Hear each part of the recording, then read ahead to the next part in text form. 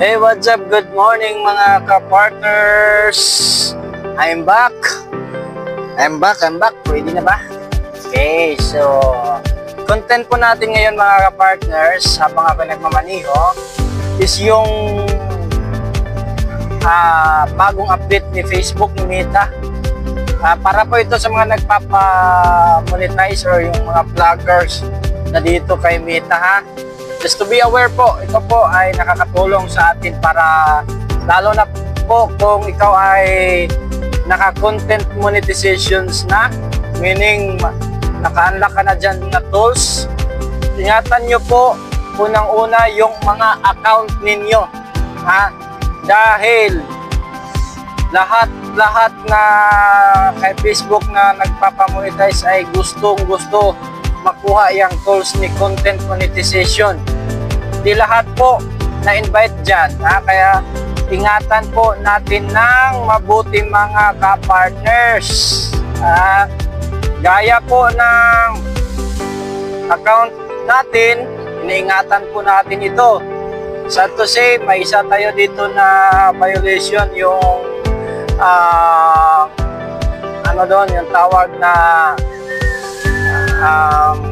not recommendable enforced 7-star, naka 3-star na lang po tayo sa dahilan po na naka-post po tayo ng isang video tayo na fake news which is yung about kay Donald Trump.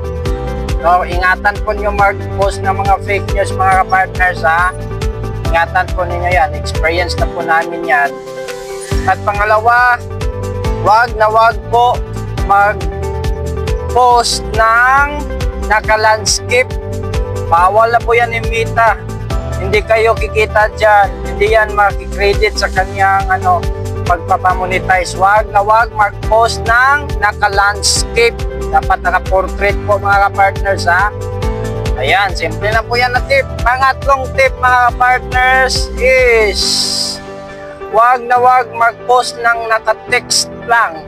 Yung walang pictures, hindi po yan makikredit ni Meta.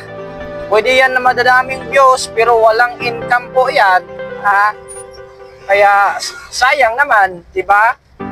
Kung mag-post kayo, dapat may text, may photos, sabay ang dalawa. Hindi yung text lang, hindi po yan makikredit. Yan tatlo lang tip ko para sa pag-monetize ni Meta mga ka-partners. So, sa hindi pa na-invite ni content monetization, tip ko is consistently post lang po kayo araw-araw at least 3 videos po mga ka-partners. Sa shorts, lagay kayo ng shorts, mag-post din kayo sa long form videos na more than 2 minutes para ma-invite kayo at mag-post din kayo sa mga photos and text para ma-invite kayo sa content monetization mga ka-partners. So, yan lang ang tip na inyong ka-partners. Maraming salamat at God bless. Follow, like, and